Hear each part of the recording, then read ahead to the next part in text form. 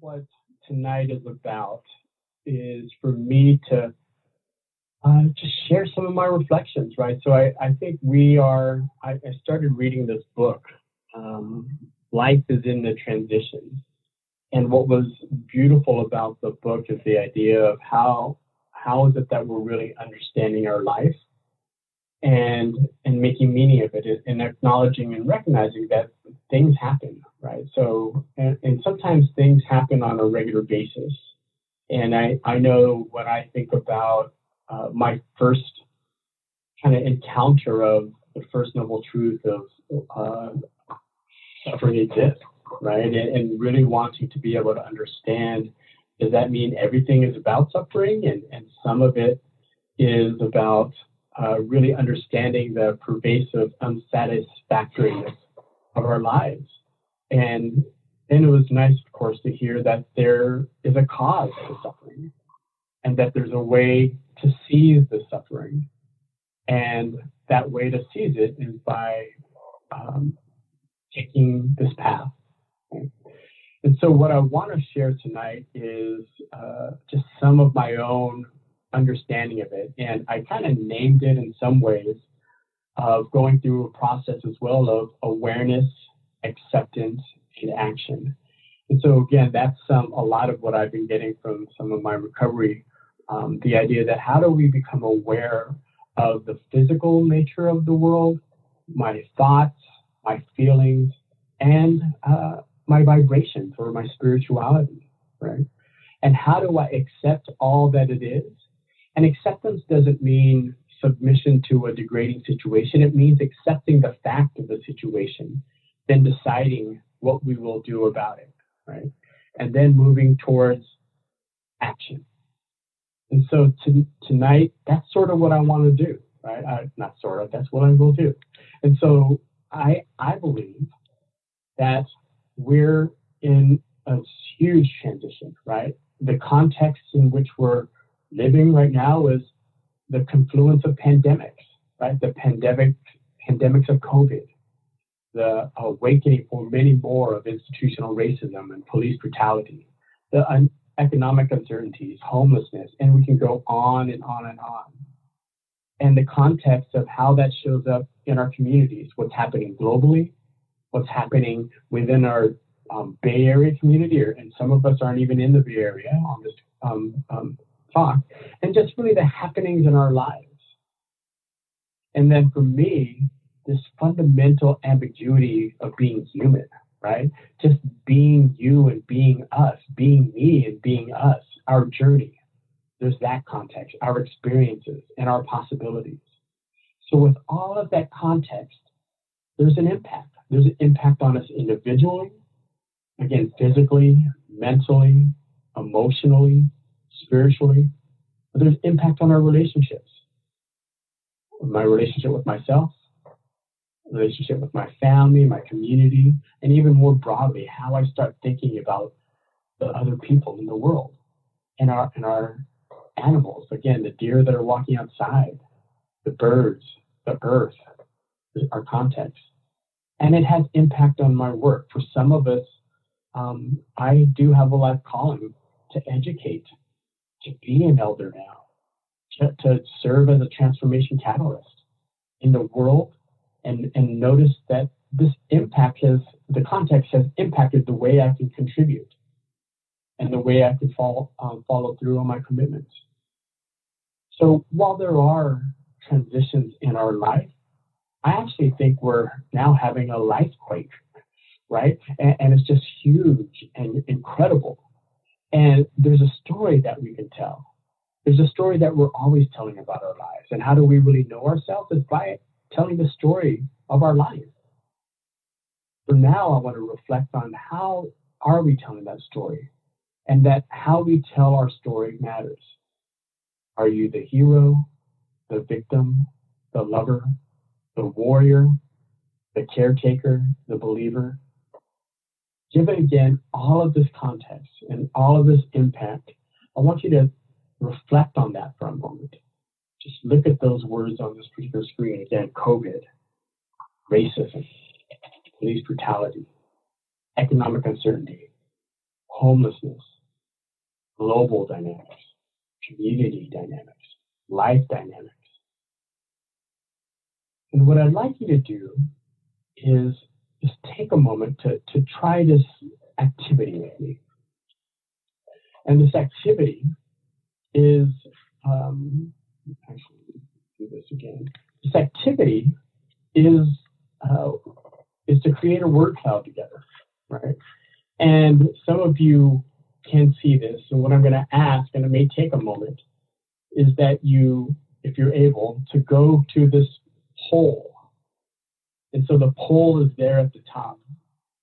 So given the context and the impact, what I'd like you to do is share with us one word, actually as many words as you want, but one word at a time, your thoughts and emotions, right? And so again, up above, small print I know, but Julio just put it into the chat, a way to contribute to the poll. So if you could share, what are your thoughts given our context and its impact on you? What are the emotions that are arising for you? And again, you could submit as many words as you like. You can keep submitting one word at a time, though, just so we can get a sense of what we have, what we're experiencing.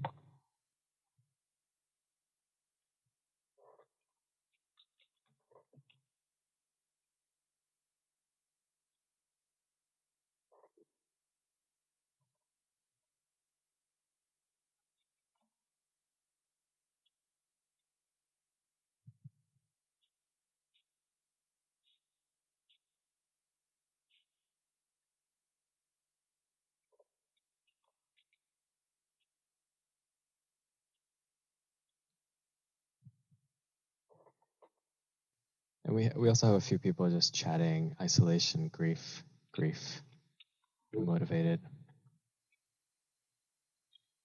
I'll go ahead and submit some of these as well.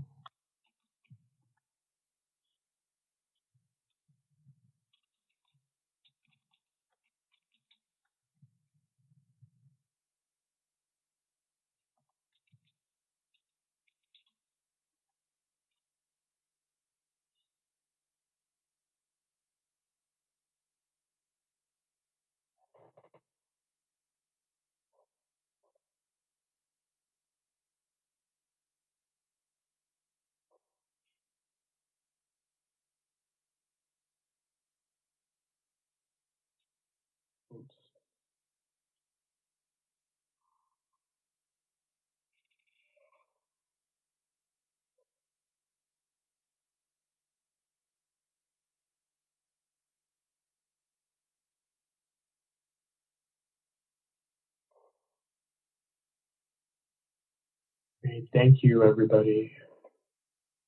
So hopefully as you notice these words, the way this works, it's a poll, right? So the more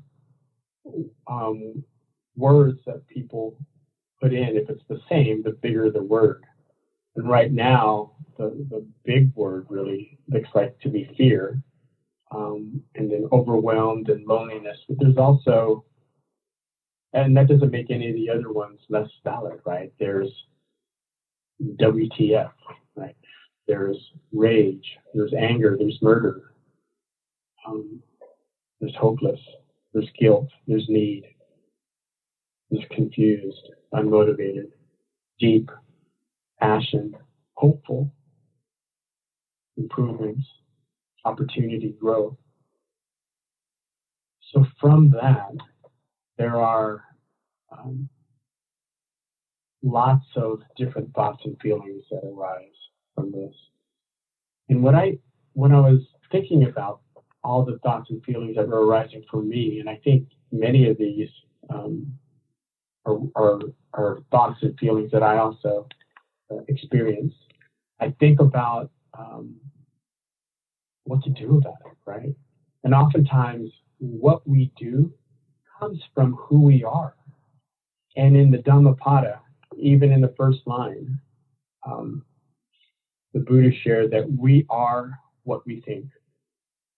All that we are arises with our thoughts.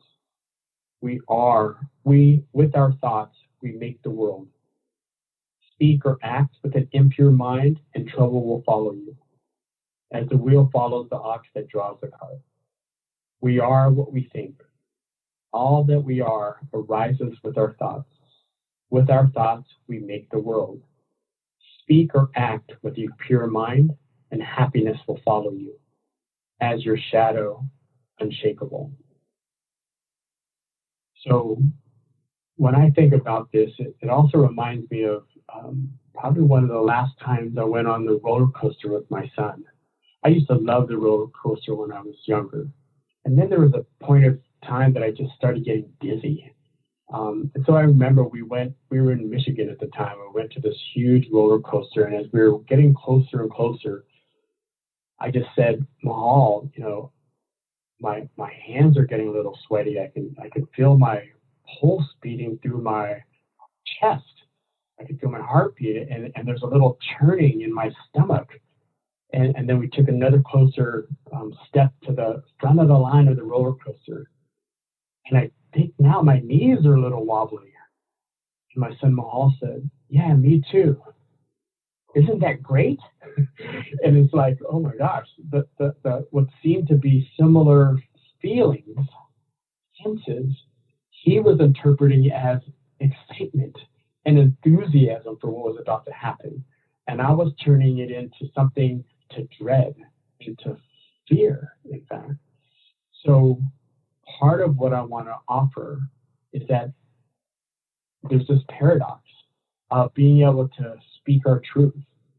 And there's also this idea that thoughts and feelings aren't always facts. And so part of that paradox is being able to say, given our context, some of it is by how we're looking at it. And part of what we can do about it is take a moment to reflect then on what our practices are. And so I want to share just how I've come to think about this time and how I've come to really reflect on this. And that's by, actually, do this.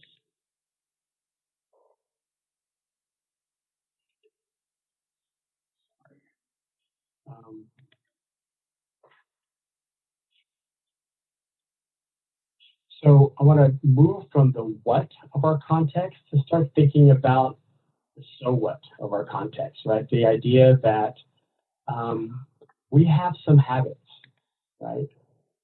And one of the habits for me in this moment of time is to have a sense of urgency, right? And whenever there's a sense of urgency, I appreciate my practice now, my spiritual practice in particular, where I pivot. I don't just start running. I actually pause. I take a moment to breathe and reflect on, wow, what is going on? But sometimes that sense of urgency is so strong that I have this other habit, which is to try to predict what's going to happen and take control. But part of what I've learned in my spiritual practice is what Pema Chodron calls the 3 difficult practices. The first practice is to acknowledge our neurosis, or acknowledge the spinning that's happening for us. The second practice is to then do something different. And so instead of just trying to predict and control the world, I try to pause and deeply listen and reflect.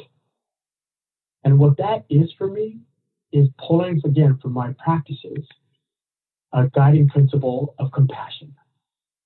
How is it that I can be with the feelings and thoughts that I'm having and check out the relationship? What is my relationship to uncertainty? What is my relationship to fear? What is my relationship to joy? Because I know, as a result of my habit, the other operating principle that tends to emerge is one of paternalism and perfectionism. That my habit is thinking I can actually control the world. I can actually control other people. And that it actually is up to me to control other people. And that I can actually do this perfectly. So when that happens, I have to acknowledge that neurosis and again pivot and reckon with the world as it is. I have to say, yes, the world is glorious and the world is wretched. And so given that, I have to do something different. Again, I have to accept the world as it is. I can't try to treat the world as I want it to be, or as it should be, or work with other people as I expect them to be. I need to be able to accept who you are as you are. And what that allows is for me to be working from a guiding principle of equanimity, being able to understand what is going on in the world. So a practitioner, a Buddhist practitioner, isn't apart from the worldly affairs. Rather, we're one who thoroughly understands the principles by which the world is governed. We know it's governed but in a lot of ways by greed, hatred, and delusion. So part of it is being able to understand that some of the spinning is spinning. But again, there's just some other forces that are habitual for me, that from that operating principle of paternalism and perfectionism, that I feel like I have this role in the world, that I'm the one to solve the problems, that I'm the one to fix everything. I'm the oldest of 4 boys in a Filipino family. So Filipinos know that the oldest brother is called Kuya. And that means I am responsible for and obligated to take care of everybody younger than I am. So I enter a space always thinking that I'm the oldest. So I feel like I need to take care of all of you in the midst of what we're facing. But it's for me to solve the problems. I got to tell you how we're going to solve COVID, how we're going to solve police brutality, how we're going to solve these things. And it's a vertical accountability. You don't tell me, I tell you. And again, that happens in our organizations in the midst of our stuff, right? That we start to think we alone have to solve problems. And that comes from this operating principle of individualism and separateness, that we are in a system of oppression that says, and a world of capitalism that says that everyone out for themselves, that in order to solve these problems, we have to separate. So again, when that emerges for me, I have to pivot. I have to pivot to involve more people and to truly believe that nothing about us without us. So I'm not going to work on your problems for you. We need to kind of lean into each other. We need to figure out, what are we doing? And so we need to gather. We need to be able to be with each other, even in the midst of shelter in place and social and physical distancing. We can still find time and space like we're doing now to gather. And what that gathering is really about is a guiding principle of Sangha, community and collectivism. The idea that of Ubuntu, I am because we are. We have each other and we need each other. And that's still tough, right? Because this habit, again, is still working on, when we come together, what do? We hoard power. Right? We try to figure out together, how do we have power over people? Right? How do we have in our Sangha that we can have more power than the city council? How can we have more power than our president? How can we have power over people?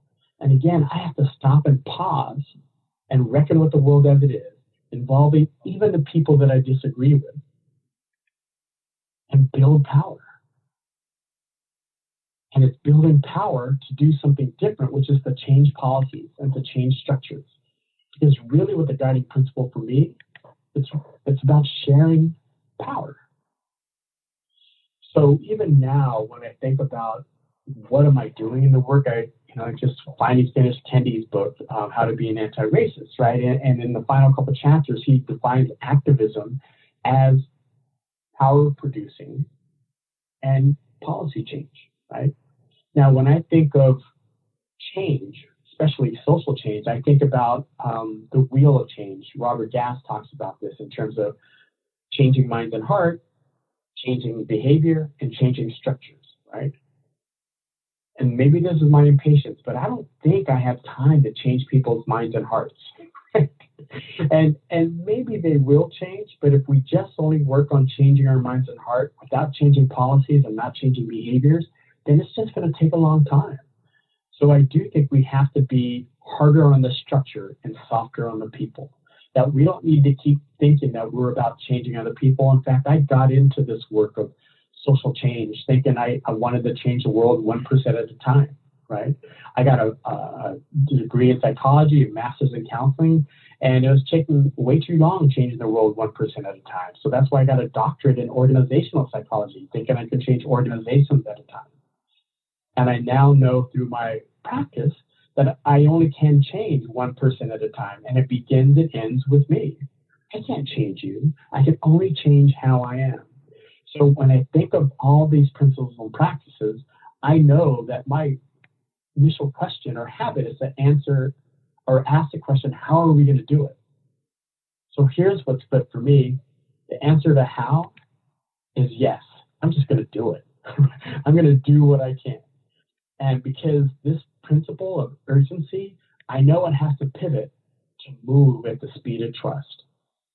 So what does it take for me to trust? I know trust comes from transparency and vulnerability. So how do we practice radical honesty? Again, Adrienne Marie Brown talks about an emergent strategy, that part of what it means to have liberated relationships is radical honesty, right? Really acknowledging our dynamics, power dynamics in particular, and growing from it, and then relinquishing this idea that other people should be how I want them to be. And then the other thing that I need to just say yes to is letting go of my habits, or in some ways shedding them, right? And so that pivot means I'm developing other muscle. I'm building my capacity, really, to structure belonging. So that's what I love and find so beautiful about East Bay Meditation Center, right? And even the notions of Martin Luther King Jr., where he's talking about, the beloved community. How do we structure this place, this space where all of us belong? That I have a sense of belonging, and that where we go belongs to us. And the guiding principle there is really respect. Like, how do we just pause and say, how do I see you? How do I feel you? How do I be with you? And how is it that you can see me and feel me and be with me? And that's what it is to respect each other, right? And so moving from the so what, the harder part is really moving to the now what, which is for me really what awakening transformation is. So I would say that it comes with 3 elements, and these are elements that I share all the time. The first one is practice. And what I would say is the practice that I want to invite you all to consider is that of ritual. How do we make what we do a ritual? That is not just habit. How do I look at you as an opportunity to practice compassion? How do I experience our engagement as sacred? So really thinking even about those 3 practices of acknowledging our neurosis, doing something different, and the third one is doing it all again, right? So how do we figure out how to make our relationships and our practice a ritual? It means turning habits from unconscious incompetence or unconscious competence to conscious competence. The second thing is really to focus on relationships, that we can't do this by ourselves. We actually have to lean on each other. As awesome as I think I am, I know I'm exponentially awesome when I'm with you, when we're together, because we don't only complement each other, we can actually collaborate and build from each other. And then the third thing that I think, third element of awakening transformation is intentions. And that means doing the good that's in front of us, right? There are many avenues for action as there are areas of suffering. So sometimes we got to wonder, what do I do? And I often just say, do the good that's in front of you, whatever that could be. And that means, though, doing it with intention, with ritual, doing it in relationship. But here's the thing I want to kind of lift up about that. When I'm talking about practice, for me, I'm actually talking about power, right? Power in and of itself isn't good or bad. It's how we utilize power. So we can use it for well-being, we can use it for oppression, or we can use it for liberation. So how do we make our practices about power, the use of power? And how do we look at our relationships from the place that it's really about nurturing and cultivating love, right? Bell Hooks, I love Bell Hooks, who says love is a combination of care, commitment, trust, knowledge, respect, and responsibility, right? How do we know that it's the combination of those things, not independent of those 6 things? And I actually also love M. Scott Peck's definition is that the willingness to extend oneself for the purpose of nurturing our own and another's spiritual growth. And then when we talk about doing good, doing the good that's in front of us, we're actually talking about justice. And for me, it's really being able to figure out what's transformatively fair, simultaneous well-being of individual relationships and collective. Well, here's really the way I think about power, love, and justice, right? I think of it as interdependent, right? From my very most favorite quote of Martin Luther King Jr., where he said that sometimes people think about power and love as polar opposites. But what he said is that power without love is reckless and abusive. Love without power is sentimental and anemic. Power at its best is love implementing the demands of justice, and justice at its best is power correcting everything that stands against love. So I want to pause, because I know I just rattled my conjectures of a spiritual activist in recovery. And there's a lot that I put out there, and so I want to just kind of open it up for a moment to see if there are any reflections or questions or curiosities about what I just shared.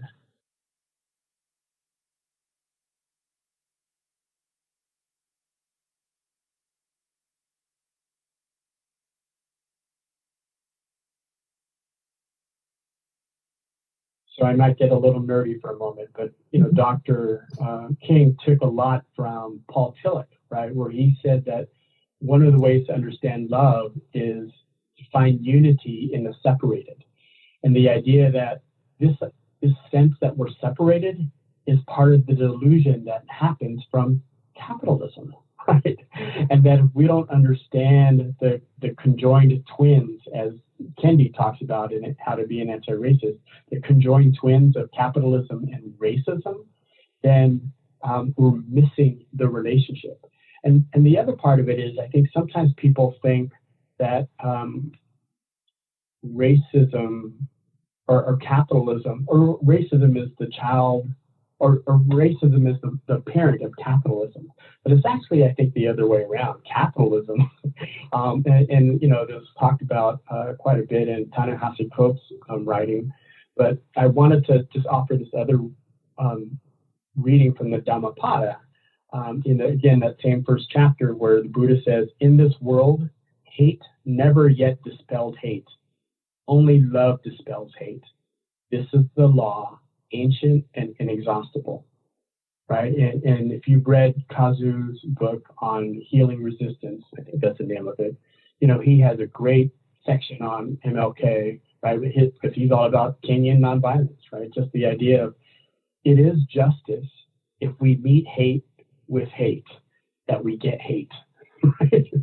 So the only way to get love is to get love, right? So that's what it means to yield love.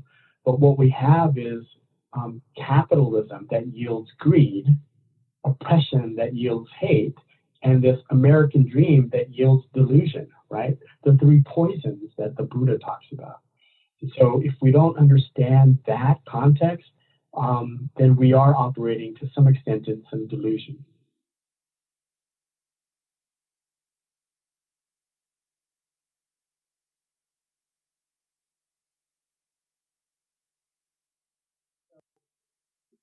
So this is where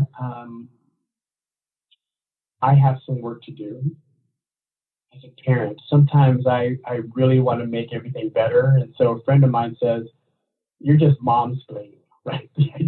So just the idea that moms always just want to make kids feel better. Right? And I think part of what I often do, even though I have a 24-year-old, I still think of him as my baby boy, right? It slips. I call him my cutie patootie with the itty bitty booty, right? And for some reason, he doesn't like that.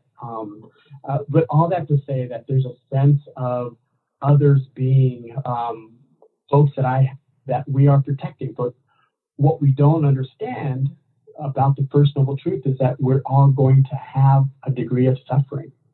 But so part of what we need to also understand is we don't have to protect each other from pain and hurt. We can be there with the pain and hurt. But not only that, I actually think, for me anyway, sometimes pain is necessary to get to the truth. But we don't have to keep the pain alive to keep the truth alive. So that's the tricky thing, right? So I'll look back in my past and I'll look at all those painful moments. And it's okay to look back, we just don't stare. We need to be able to understand how to then figure out what it takes to heal. And so for me, and I may be missing it, Bridget, but I think when I think about the desire to protect and be protected within all these frameworks, it does mean we also have to take care of ourselves. We actually need to figure out what are our healthy boundaries as we kind of move through the world. Being transparent and vulnerable doesn't mean that I let everybody in on all my stuff. That's not what that means.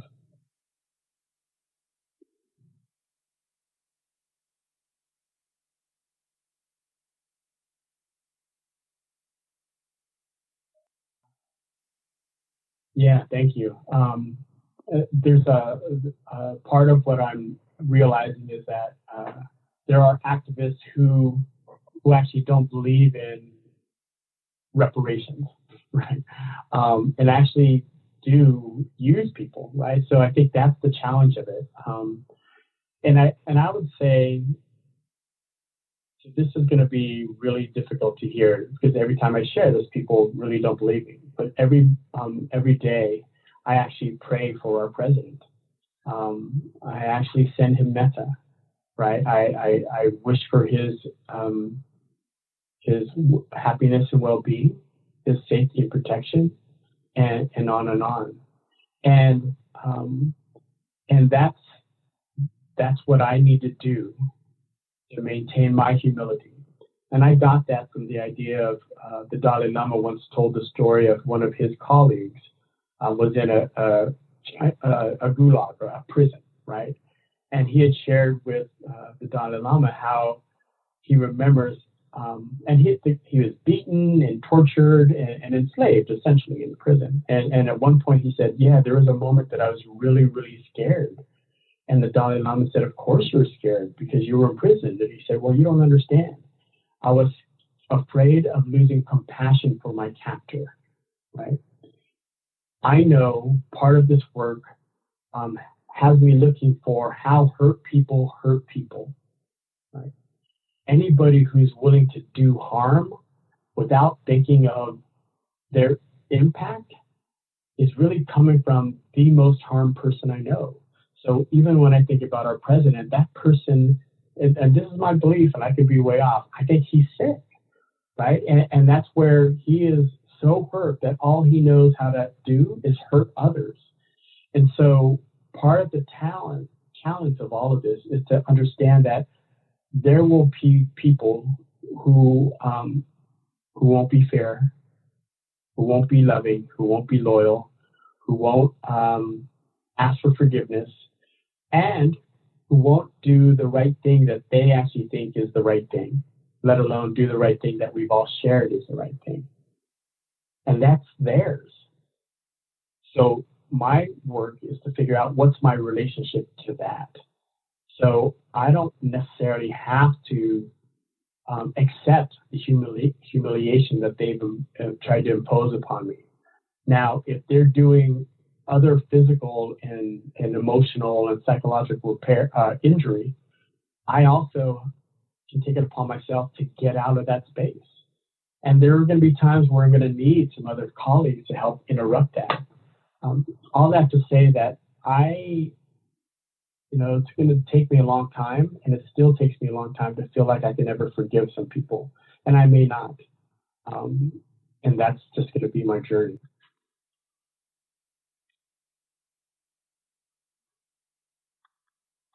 Yeah, and there's a lot of hurting people in our movements, right? And that's where I appreciate Musham always reminding me, and I have one of her post-its of the vow to not burn out, right? So if you haven't taken a vow to not burn out, I invite you to do so, right?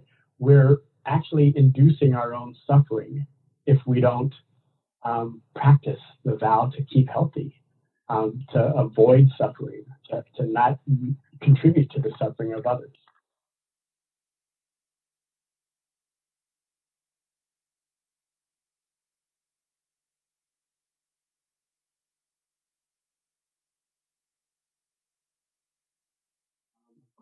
One of the ways I've thought about forgiveness is giving up all hope for a different past. Sometimes when I think it's difficult for me to forgive this one particular person that's in my heart and mind, is I just wanted him to treat me differently.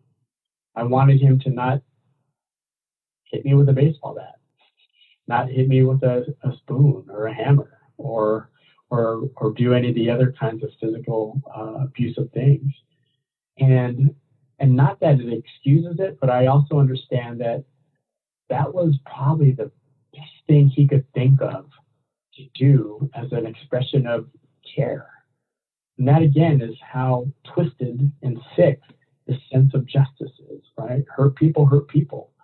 And part of it is being able to know that sometimes I need to practice my own healing before I can even forgive another. But sometimes I also have to structure things. And that's what I mean by being harder on the structure and softer on the people. I need to be able to say, what are the conditions necessary so that I can belong with other people? Some of those conditions include things like, can we see each other's gifts? Can we share this relationship? Like, I know a lot of relationships where, particularly I hear this from our women friends, where they feel like they hold the emotional labor of their relationships, right? When I think about movements, I often feel like Black trans women hold the emotional labor of many movements, right? And so we just abuse that and just think, you all just take care of it and carry it, and then we'll go do our thing, right? So how do we really look at that and be willing to simultaneously change structure, change behavior, change hearts and minds? But I know I need to focus on changing structures and policies, because we have policies and rules that allow people to stay thinking racist. We have policies and rules that people benefit from behaving harmfully. Police, for example, right? Our president, for example, right? There are rules that allow them to act like they act. So we need to change their hearts and minds, change their behaviors. I think it's also changing these structures.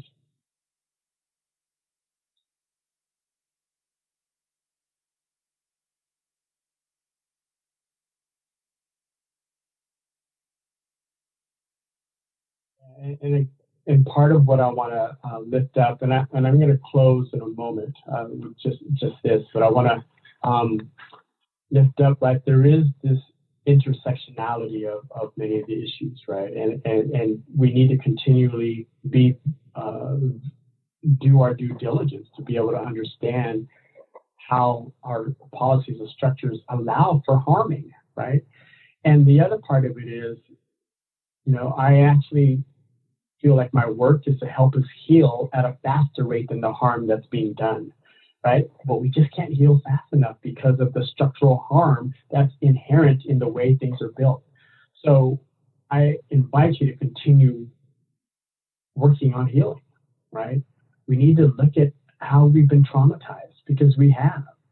This is the POC Sangha, right? There's a reason why this space and place needs to exist or continues to exist, because racism is rampant.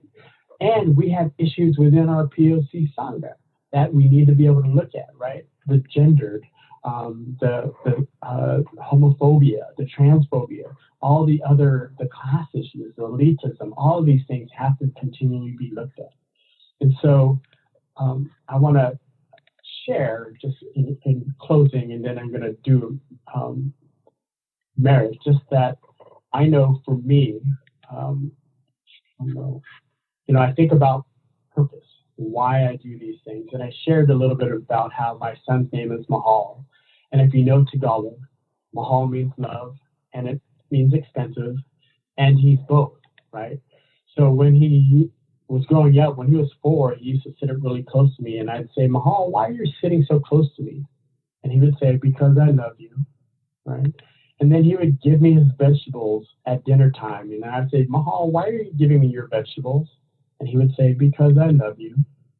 And then I would ask, Mahal, why is your room such a mess? Because I love you, right? So if you're clear yet on why we're doing what we're doing, I think it really is about knowing what our purpose is. And if you're unclear on your purpose for now, at least borrow Mahal's and let your purpose be love. And so may you and your work benefit from the time we spent together. If I may have caused you harm, I ask your forgiveness. May your awareness, acceptance, and actions alleviate the suffering of others and the causes of suffering. May all share in the blessings springing from the good we have done. May we be willing to extend ourselves through the what and so what, toward the now what for the purposes of our own and another's spiritual growth. May we hold life as an exquisite masterpiece, each moment blessed with the capabilities of bringing our daily doings as a ritual into the divine space and place to make it sacred. May whatever we experience in life, happiness or suffering, be dedicated to actualizing the path of awakening. May whatever we do, say, or think benefit all sentient beings and help us to attain full awakening. May it be so.